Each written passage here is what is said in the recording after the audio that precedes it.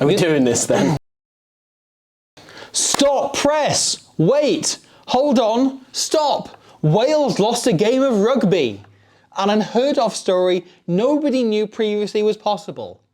To Fiji as well. Wales lost to Fiji for just the second time ever, which is unbelievable. Wait, what? Just the second time Wales have ever lost to Fiji, one draw as well. The way I go on about this, you can swear it happens every other week. Yeah, honestly, it is the fixture I hate the most as Me a Wales too. fan. It is the worst. It just feels like existential dread. For some reason, this time, I'd sort of accepted it was coming and didn't feel as bad about it. And yet I was also a bit like, but this is going to be the one we finally win, isn't it? Because like, we always have this horrible time against Fiji, and then we actually win it. Because we've only actually lost them once, but it feels like we lose them every single time. I do this thing where I accept we're going to lose to them every time we play them. At the World Cup last year, we went to that game in Bordeaux.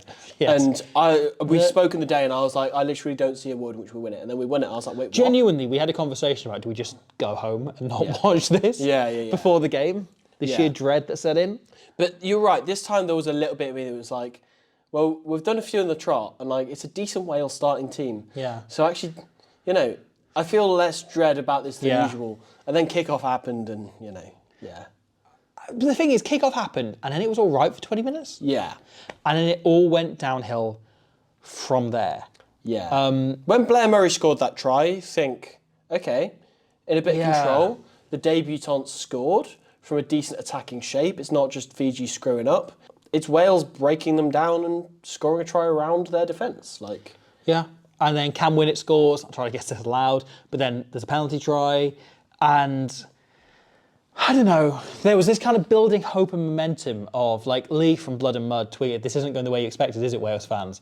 And then actually it went on to go exactly the way we all expected it. But broadly, that game went exactly as we all feared, I think, rather than expected. Sure. I think there was more hope and expectation around Wales than the Six Nations or the summer, this autumn, and yet it has ended up exactly the same. yeah, with what this is what people are saying is the easiest game. Yeah.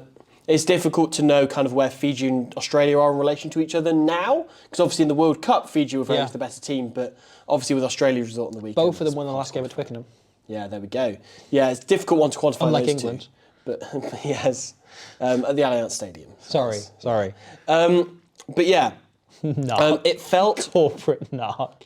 it felt good for sort of 20-odd minutes. Yeah. And then you remember it's a Wales international rugby game, so it can't last. So I fear this is going to be very Wales-centric. We should probably talk about Fiji a bit before we get into that, because they were very good. Yeah. And they kind of turned around those 20 minutes of Wales momentum, and the moment they got a sniff, and that Caleb Muntz try comes from sort of nothing. Yeah. You know, their opening score is really him just spotting one small disconnect in the Welsh defence, and them not getting high enough, you know, from the guard position, and sniping right through. And it's one of those tries you can do very little analysis on, because it's just a great spot by one individual player. Yeah, definitely. And the pace to finish it. But I think Muntz was the player of the match for me. Yes. I think that he really enables Fiji to do that broken field thing that they do. Yeah. He's not got too big an ego to slide out of the 10 channel if like Randrandra steps in and wants to do his thing, you know, if Naitha Levu comes in and wants to distribute, whatever. And I really like that about him. But when they do actually need to settle down, he will pull the trigger and go, no, let me do this. I thought Him Lamani and Lamani as well, both. also, yeah. And Kuravali as well, actually, off the bench. I think he's a serious player. And he's a very, very good bench option, actually. Yeah. He was obviously brilliant against Australia last year in the World Cup. Had kind of the game of his life there. And actually, he showed just how sensible he can be. Yeah. And I thought they controlled the game incredibly well. They controlled momentum very well. There are a few times where you thought, oh, this is the bit where Wales get back into it and pull right ahead. Yeah. And each time, they, through very smart tactical kicking and through just controlling the game, controlling momentum, controlling the ball and possession, were able to stem that momentum and, you know, turn it around into the Tuasova try. They just did a fantastic job of making sure as much of the game as possible was played on Fijian terms. Yeah. And that's it. You sometimes see players who you praise because you go, they know when to look up and see it's on. When the big play is on, when something really risky is good. And the thing is, this Fijian backline, what I can praise about them is, unlike a lot of Fijian backlines in years gone by, they know the occasion, like, and it is occasional, where it isn't on. To do something crazy in Fijian, you know. There was that moment in the first half where, the moment where things really started to turn, to be honest, where Fiji essentially started playing sevens, that they were getting the ball into Viningolo's hands as much as they physically could when Randrandra had just been sent off. Yeah. And Viningolo was just like stepping back, reassessing what was in front of him, just stopping and just going, right, what's on here, lads? You know, and throwing offloads out the back and everything. He was exceptional. Yeah. It does make you wonder what they could have done with Munson in the World Cup. Yes, it does. As much Teddy Teller's a fantastic player. Yeah. But especially by the time they ended up having, players that barely have played 10 at all. Yeah, and Petitu playing in the quarter-final, But I thought he was just brilliant. Yeah. And Fiji were just so composed and together. And they looked like the team who had been around the block, played at the highest level in the whole bunch, used to playing in stadiums like this, and had been together for a long time, rather than the team who'd sent out basically a club side to play Scotland the week before. Yeah. Were recovering from that and just brought in a load of players from all over the world. Like, come in last second, been thrown into this team, and they played so cohesively, so together. I just think sort of every superlative you can put on a team, you can sort of apply to Fiji in that game. Yeah. I think, they were just like so composed. And I said, like, to be out of the game after 15 minutes and to slowly work your way back in to the point in which you are in control and the opposition are now scrambling and panicked and harried and unsure what's going on. Yeah, I just thought, full credit to Fiji. Yeah. And another kind of area of them I want to really point out is the front row. Yeah. Maui, Ikanaveri and Tawange, all fantastic, starting front three, really held their own at the scrum. But like you see it with the running Maui, for instance, at Saracens every week. Like what a good carry he is as well. Ikanaveri gets around the park ridiculously well, and like again Tawange in particular I think was kind of a standout. I think he had a very good game. Really held his own scrum time, and it was just like a completely immovable block around the park. And I just think that was the best game I've ever seen him play. Yeah, I wouldn't argue for that at all. Yeah. So should we talk about the other team? We have to a little bit. The team in red, whose jersey I've worn in the last 24 hours, that is going to, by the end of this World Cup cycle, be ranked somewhere around 30th in the world. It's Wales. So I actually think there's a lot of improvement in this game. I think, weirdly, this might have been the best performance they've put in all year. That's a depressing thought. I thought the second test in Australia was stronger. Yeah. You know what, though? You're right, because in the last 10 minutes, when you got to that point where Wales were like knocking on the door to win the game, a big part of why I was so fired up wanting to do it is because it's like, this isn't as bad as everyone's going to make it out to be. Yeah. It's like this performance, people are going to say like this is an all-time worst performance of Wales, and it's not. Yeah. And that's what's going to piss me off about it, because everyone's going to use this as a reason to like sack Gatland or whatever. I think Wales' level has moved down far enough that they could put in performances like that against the All Blacks and Springboks a few years ago, right? Yeah. And now they're putting in that performance against Fiji and it's still enough to lose. Yes. And that is the alarming thing. That is the really troubling thing. But I also, Gatland came out and the first thing he said was I thought there were loads of positives. And I was a bit pissed off about that. Yeah. Because I kind of think you've got to focus on the result a bit. I think he's correct, but I think that's not the point. Exactly. I've got more to say on Gatland, but we'll get there in a minute. But I think there is one massive turning point in the game, right? And it is Mason Grady going off. God. And I think, essentially, that was the biggest moment of the game. Yeah, undoubtedly, because Wales and Fiji both lost their winger at kind of the same time. Grady through an injury, and Randrandra threw the red card. Yeah. And weirdly, you looked at it and thought, momentum's with Fiji here. Yeah. When that happened. Well, part of that is there's the whole galvanising thing around a red card. But part of it is the fact it wasn't really a red card. It was a 20-minute orange card, we want to call it that. Part of it was obviously what actually happened. Which we'll come on to now. Yeah. So I said at the time that it felt like we were playing a man down because Costello was on the wing. Like something about the energy just felt off. And yet if you now go back and look at the way Wales attacked in the first 20 minutes, I went back and watched the game again this morning because I'm fond of a treat. But Wales spent the first 20 minutes running a new attacking system, which Gatland said after the game as well. He said, we've been working on a new attack. They have bumped Alex King who was the previous attack coach. He's been bumped out to now only do set-piece moves and first phase strike moves, which is really his expertise anyway. And Rob Howley is essentially taken over as attack coach, right? And they're running a new shape, new attack completely for this autumn. It's interesting how a Wales national team can have multiple coaches in the same area of the game. But anyway, that's something that's a conversation for another time, isn't it? It's weird how Wales men have 2 attack coaches and Wales women have none. Yeah. Anyway, but that's Nigel Walker, carry on. So Wales' new attack, right? And I think we saw it beautifully through the Blair Murray try. Yeah. Right? I think there's absolute shades of Ireland, but I think it's mostly inspired by what France have been doing.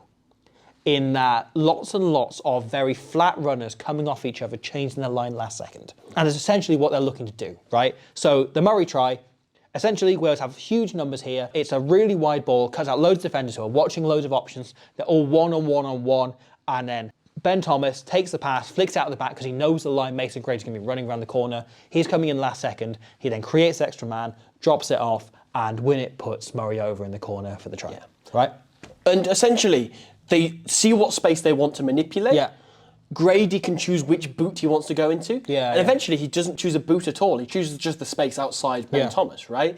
And picks it up. And as you say, like, it's a brilliant touch by Grady. He times that pass superbly. It's a really lovely try. But if you go back and look at the rest of the Welsh attack, right, through those first 20 minutes when Grady's still on the field, they are constantly getting both wingers involved on the other side of the pitch. The wingers constantly wrapping around.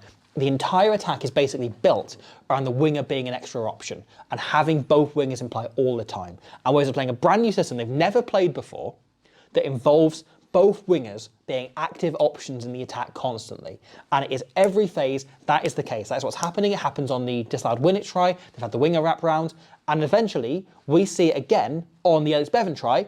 He wraps around last second and comes onto the far wing, and you see him kind of coming around as that last phase is leaving the ruck, and he fills into position, then takes the ball and scores the try, having created the extra man himself. It's the reason why they didn't pick Rio Dyer. Yeah. You know, it's because they can have 2 very balanced wingers. Blair Murray is the kind of playmaker, kick-chasing one, and Mason Grady is the broken field runner. The thing that got Blair Murray in the team for me is he is a former fly half, right? He reads the game incredibly well, and therefore putting him in, having him track across the field back and forth is invaluable, and it allowed Wales to do that, right? Then Grady goes off, and on comes Sam Costello. Now, Gatlin said post-game that the intention was for Ellis Bevan to go onto the wing initially. However, the message didn't get on, and instead, on came Sam Costello. So if we take Warren Gatlin's word for this, yes, the implication for that is we have not trained the scenario where a winger goes off injured, which is a big part of this collision contact sport. We have not trained for that scenario. We have not trained with Ellis Bevan on the wing or Sam Costello on the wing. We don't have a clear drill of what we do in this scenario, right? So he said he'd told Ellis Bevan that he would be covering the wing just in case, right? But Costello then stripped off himself and went onto the pitch. So Costello didn't know this. They didn't have a clear training run they'd run. They hadn't told the players when the team was named or anything. There was no clear communication around this. How many reps in training do you think they've run with Ellis Bevan on the wing? And this became an issue because Gatlin went for a 6-2 split, right? And with all due respect to him, Jim Botham is a fantastic player, but he's not an impact player. You know, that's not what he does. And in what world is he going to make more of an impact coming on than Rio Dyer? You know, or just the wing position generally. Yeah, exactly. So in what world is a workhorse number 6 more valuable than having cover for wing or centre, let's just forget. Sam Costello is an out-and-out fly half. He played a bit of 12 under 20s level. He's played a couple of games for the Scarlets there, and he played like 10 minutes of fullback once for the Scarlets, right? He is a fly half. Yeah. Right? Ellis Bevan is a scrum half. Again, has apparently played on the wing once before. You've got no cover there, right? And then you look at the midfield, right? You can move, if there's a centre injury, you can move Mason Grady in, but then who plays on the wing? Yeah. Right? And if there's a wing injury, you've got Max Llewellyn at 13. He could easily have moved out. He's been playing on the wing for Gloucester. Yeah. And yet, they could have put Costello into the centre. They didn't, because that would been 2 fly halves in the centre. But you've got them, all 3 fly halves in the Welsh squad are in that 23, but you don't have cover for the centre or the wing or fullback. And as you say, like, fullback, I guess, Jim Botham's great, but is having him worth essentially playing with 14 in defence? Yeah, you know, essentially not having somebody there. And so it becomes obvious an issue in defence. Yes. So Costello comes on straight away, and immediately, and I hate this because he's been such a target of abuse from Welsh fans and stuff, because I think Sam Costello's a fantastic player, talent. Great talent, who has copped a lot of unnecessary flack for things he's not really done wrong. Or sometimes, as the 10, he's taken the blame for a bit of the system. You know, and he's tried to force things a little bit in tight games, and it happens. You know, it happens as a 10, and I don't mind that at all. Well, I mind it a bit, but you know what I mean. But he did not look confident as soon as he came on. He looked like he didn't really want to be there. Everyone's had it with their out of position. Like, you're just trying to fit in, you know. So he comes on as the penalty try is being scored. That's his first match of the play, right? It's a penalty try. Then next time Wales get the ball back is here. Wales take it in for this box kick, and Costello comes in and acts as a fly half, right, from the wing. He tells him to set up, tells him to box kick it back, and then he turns clearly, and we can't see what happens, but it looks like Gareth Anscombe comes in and tells him, no, I'm the fly half, I'm in charge here. And Costello just goes back to his wing, right? Yeah. And from that moment onwards, Costello spends the entire game just sitting on his wing until he moves into 10 in the last sort of 15 minutes.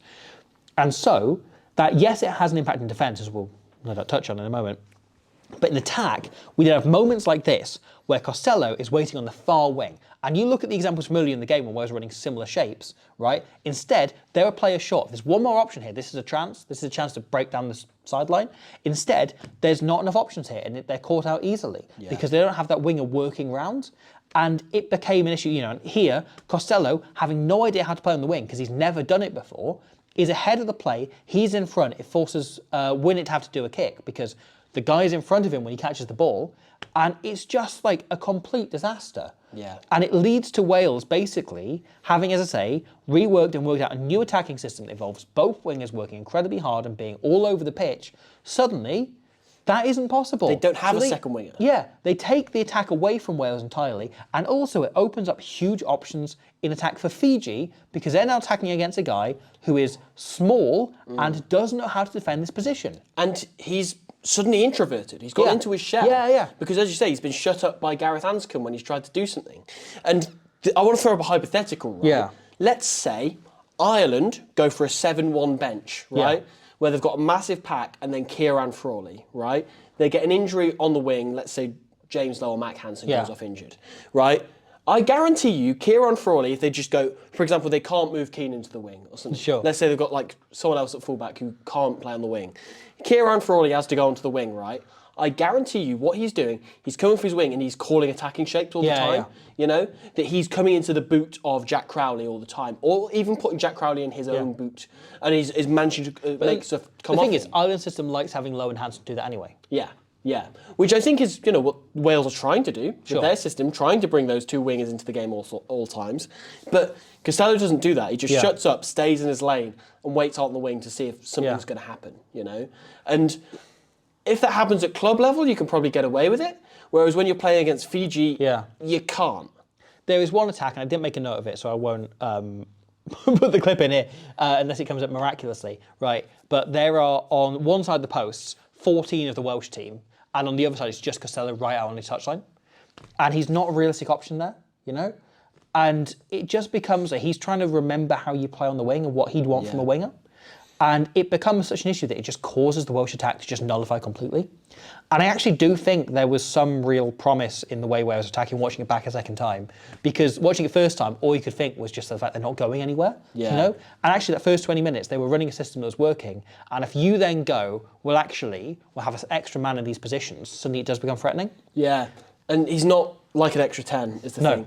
And it's horrible. This is a horrible analogy to make. I don't mean this to be targeting Costello, because he was put in an impossible situation. Yeah. It's not his fault. Like, but it gives the vibes of like when you've got like a second team player who's playing in the first team who doesn't usually play up to that level. So it's just like, oh, we'll put him on the wing and he's out the way a little bit. Sure, yeah. You know, kind of is the vibe. And it's like, that's not what Sam Costello is. He was our starting 10 in the Six Nations. And he's superb. He's a brilliant talent. But then you also have defensive moments, right? Like Nice Leva really turning him inside out. Yeah. Costello ends up like drifting off and covering no one because he's not sure where he's supposed to position was himself. like, the wing at international level is one of the most difficult positions to defend. Yeah, big time. And when Randrandra's red card was running out of time, which is a bizarre thing to say, but when that was happening, the whole time we were talking to each other and just going, they've got Mangala to come on. Yeah. Mangala is going to be opposite, as you say, a small and at the moment quiet and out of position player. Yeah. who he's going to lap it up against. However, there is a moment of absolute credit to be delivered to Costello before we move on at all. With the moment he moves into 10, he absolutely nails it. Yeah. He calls a sequence of plays, and he calls them brilliantly. Funny that. He does, There's a brilliant moment before the Bevan try of him coming in and calling a ball knowing he's going to get smashed. And it is superbly orchestrated.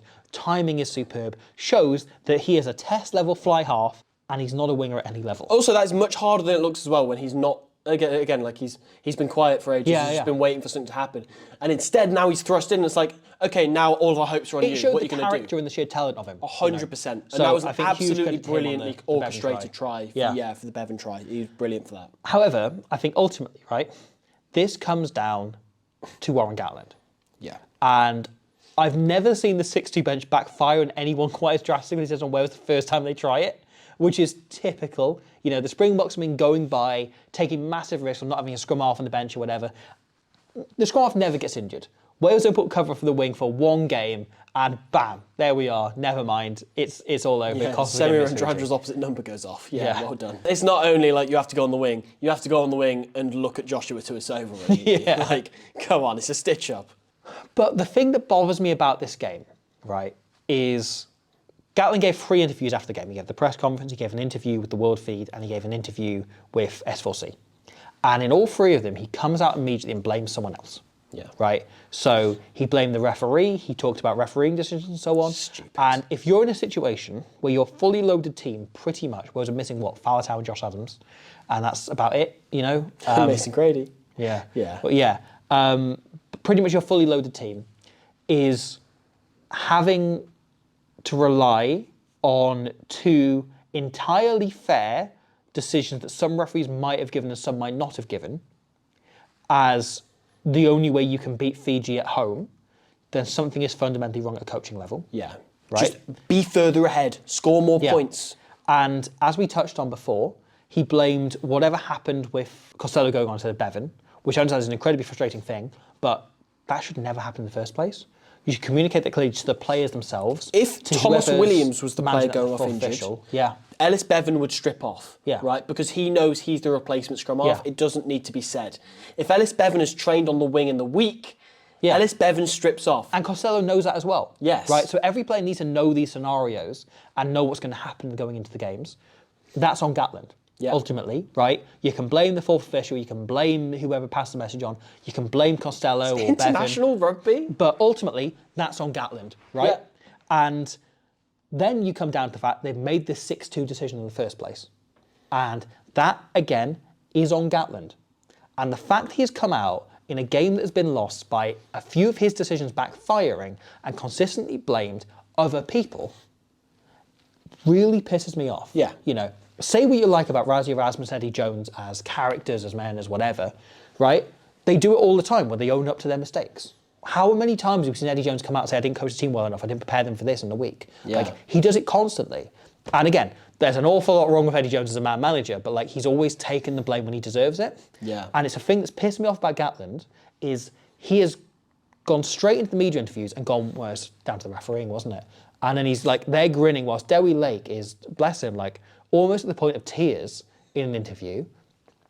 And like I feel for the players, you know? And that's the thing that got me is Gatland not owning up to his mistakes. And it makes you wonder, like, where do we go from here? Yeah. You know, he said like we need an incredibly honest review session. You're like, well, that begins with you. You know, that begins with Gatland himself. Let's have it now in this interview. I messed up. I shouldn't have done a 6-2 bench. I should have seen this coming, or I should have prepared us for the situation in which we lose a winger. Or if I did a 6-2 bench, put somebody else on. Have that a contingency bench. plan. Have somebody who can play multiple positions on that bench. Yeah. You know, or ultimately, this game was lost by a selection error and then a superb Fijian performance, right? And he was asked, where's the next win coming from? He said, it was supposed to be today, right? And it's not going to be today if you make big errors like that and allow a team as good as Fiji to get into the game like that. Yeah.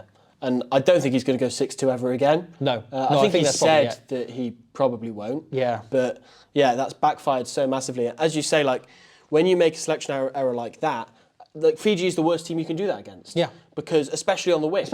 Yeah. Because that is the position where they score most of their tries. It's what Fiji are known for, is getting the ball out wide and doing ludicrous things on the wing. Doing the 6-2 has drastically underestimated Fiji, insulted Fiji, to the point at which they've come around and beaten Wales. And the theory clearly was that he would focus on the forwards and they'd really like drain that effort with the forward pack and they would dominate and win this game through scrum and maul and line out, right? And Wales' maul went really well. I thought that was really good. The scrum was not on top, right? As emphasised by, I thought Gareth Thomas has a really good game and like he's used to chop tackling and everything like he does and that flying out of line he does, I thought went really well. However, if you're wanting to target the forwards, why aren't you putting Nicky Smith in to target the scrum? That's the strongest scrum Wales has available. Exactly. That becomes the question mark. The other thing is around Wales's carrying. And I think, yes, a lot of the attacking shape was working better, but there is still an issue around the actual forward carrying there.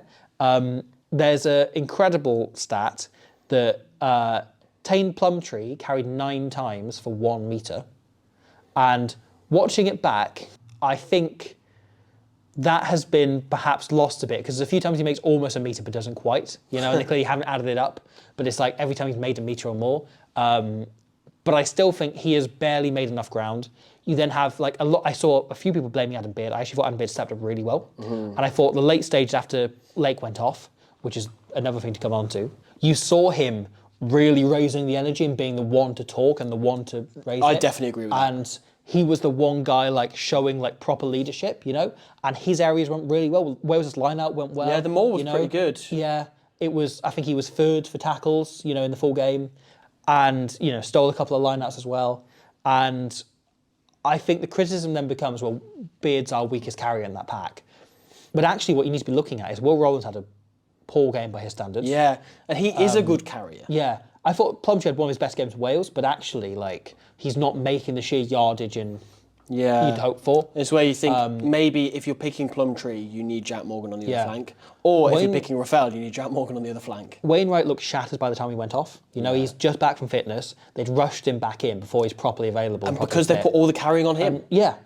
And so especially when Lake went off. Yeah, so then Wales take off Lake after 45 minutes when we know he's played 80 minutes twice for the Ospreys this season. Like, he can last that long. Yeah. And instead, right, Lake was still Wales' second top carrier, having only played 45 minutes. Like, what are the others doing? Where are they offering themselves? And they're not making yardage. Yeah. You've got, Rowland's barely making any ground. You've got Beard obviously isn't a carrying option. But then, you know, you have then, if someone like Plumtree doesn't carry enough and Wainwright is shattered after, 60 minutes, where are the carrying options coming from? Here's a question for you then. Yeah. So, ahead of Australia next week, right? Yeah. Jack Morgan coming back into the starting team, and let's say most of the starting team stays exactly as it is. Yeah. Does that fundamentally change the entire balance of the pack? Having him as an extra carrier? I think it kind of does, yeah. I think you can't underestimate how big a difference that was going to make. And also I think just looking at that system, looking at the game, first time, I felt fairly hopeless at full time. Watching it a second time, I actually think there is much more positive for Wales looking at Australia. Yeah. I think it makes Jack you wonder Morgan how different in, that game would have been. And you put Rio Dyer on the wing, or see how Mason Grady is, but put Dyer in on that wing, so you've got a proper winger who can work round. Imagine he starts Costello on the wing next week. If he calls Priestland and puts doubles him on the down. Yeah. That would be so Gatland. But I think Wales actually have a much better shot against Australia than it feels right now. Yeah. And even, especially Australia's win at the weekend. But I don't know, man. I think, you probably make minimal changes. I think Ben Thomas looks like an international 12, and it looks like he's still bedding in, but I think you give him some game time and he'll be there or thereabouts. Yeah. I think you probably stick with largely the same team, but you bring Jack Morgan in, you bring a proper winger, and be it that Dyer or be that keeping Grady if he's fit. And you have some cover on the bench. Then you change the bench. Yeah. You change the bench. You bring Watkin in on the bench or Dyer, whoever.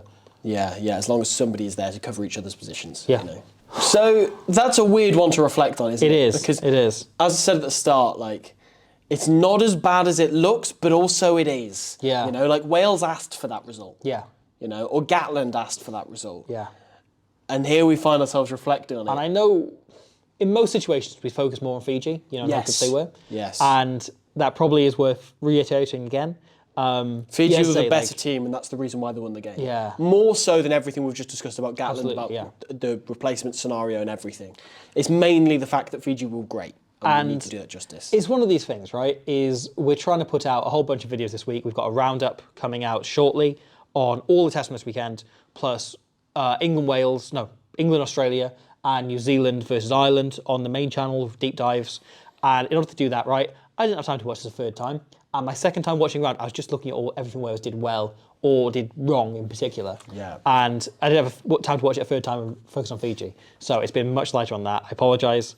But there's lots more to come, including, I believe, rugby. But I'm not confident. I am a very confident individual when it comes to knowing that this is rugby.